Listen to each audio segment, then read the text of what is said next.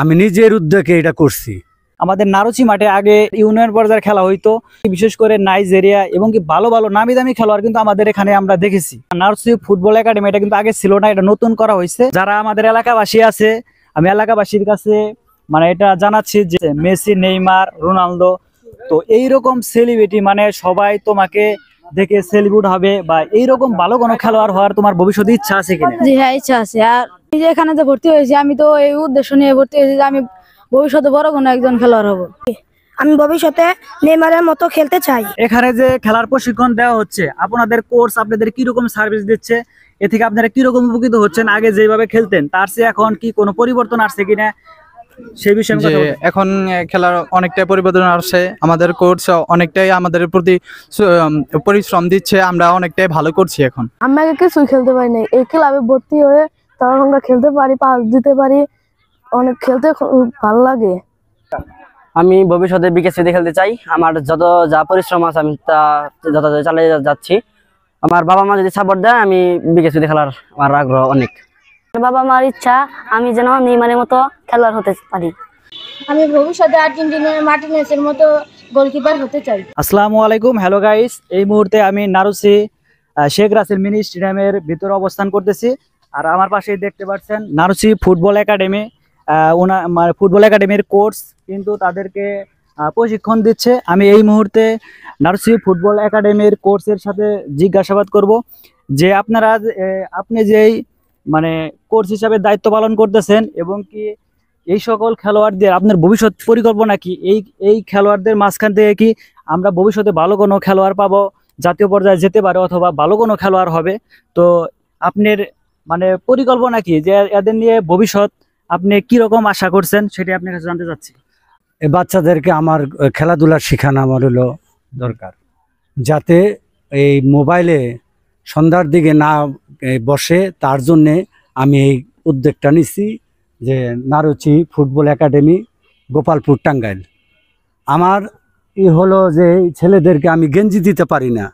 আমার খুবই দুঃখজনক যে আমাদের এলাকার কেউ আগে আসে না যে 2 সেট গেঞ্জি বা 1 সেট গেঞ্জি দিব।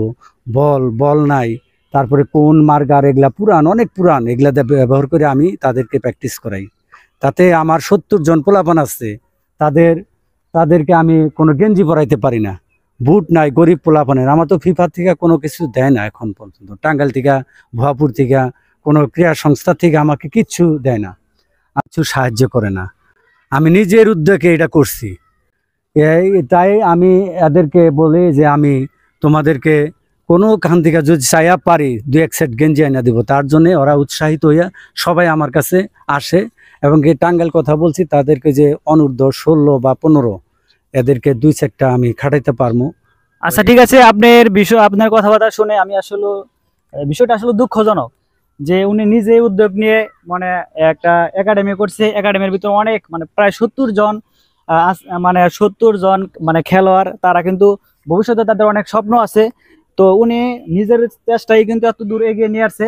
তো আমরা সেই জন্য আমরা এলাকাবাসী যারা আছি, উনি অনেক কষ্টের কথা বললো, আসলে খুবই খারাপ লাগলো। আর বিশেষ করে আচ্ছা, আমরা যারা আমাদের এলাকাবাসী আছে, আমি এলাকাবাসীর কাছে মানে এটা জানাচ্ছি যে যাতে করে এটা উনি যে মানে উদ্যোগটা নিচ্ছে এটা যাতে সফল হতে পারে, ভালো ভালো খেলোয়াড় যাতে আমাদের এখান থেকে বের হয়ে আসে। তো সেই জন্য আমরা চেষ্টা করব, আমাদের বন্ধু বান্ধব এবং কি গ্রামবাসীরা অবশ্যই এটা দেখবে। তো খুবই সুন্দর একটি মানে পরিকল্পনা উনি নিজের চেষ্টায় কিন্তু চালিয়ে যাচ্ছে। নারুচি ফুটবল একাডেমি এটা কিন্তু আগে ছিল না, এটা নতুন করা হয়েছে। তো আশা করি এখন এটা বড় পরিসরে হবে এবং কি এখান থেকে ভালো ভালো খেলোয়াড় বের হয়ে আসবে। আমাদের নারুচি মাঠে আগে ইউনিয়ন পর্যায়ের খেলা হইতো, এখানে কিন্তু দেশ বিদেশের মানে আন্তর্জাতিক পর্যায়ের খেলোয়াড় এবং কি বিশেষ করে নাইজেরিয়া এবং কি ভালো ভালো নামি দামি খেলোয়াড় কিন্তু আমাদের এখানে আমরা দেখেছি। তো অনেক সুন্দর খেলা হয়তো আমাদের মাঠের চতুর্দিকে কিন্তু গ্যালারি আছে। তো এখানে কিন্তু হাজার হাজার দর্শকের মাঝে আমাদের গ্রামে যখন খেলা হয় খুবই ভালো লাগে। তো সেই জন্য আমি এলাকাবাসী এবং কি যারা এইরকম মানে মানে যারা অনেক স্বাবলম্বী আছে, তারা যাতে আমাদের সহযোগিতার মাধ্যমে যাতে আমরা প্রতি বছর আমরা যে আমাদের এই মাঠে মানে একটা করে মানে লিগ হয়, যেখানে নামি দামি এবং কি আন্তর্জাতিক পর্যায়ের খেলোয়াড়গুলো আসে, যাতে গ্রামবাসীরা মানে এটাকে এনজয় করতে পারে। তো সেই জন্যে আমি আমাদের সকলের সহযোগিতা চাচ্ছি। মানে সবাই বুদ্ধি পরামর্শ যেমনি হোক, যাতে করে প্রতি বছর একটা করে লিগ হয়, যাতে করে আমরা গ্রামবাসী এনজয় করতে পারি। তো সবাই একটু এটা নজরে রাখবেন, যা আপনারা যদি সহযোগিতা করেন অবশ্যই সম্ভব। তো আমাদের বিশেষ করে মাঠটি দেখতে পাচ্ছেন, চতুর্দিকে গ্যালারি। আমাদের টাঙ্গাইল ডিস্ট্রিক্টের পরে আমার মনে হয় না যে এত বড় অন্য কোনো থানায় মাঠ রয়েছে।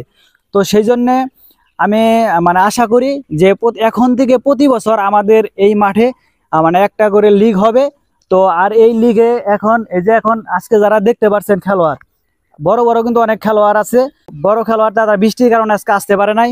তো আপনারা সবাই দোয়া করবেন এবং কি সহযোগিতা করবেন, যাতে করে আমরা ভালো মানে আমাদের একটা ভালো একটি টিম হয় এখান থেকে, যাতে আমরা মানে খেলাধুলা করে যাতে অনেক মানে পুরস্কার নিয়ে আসতে পারি।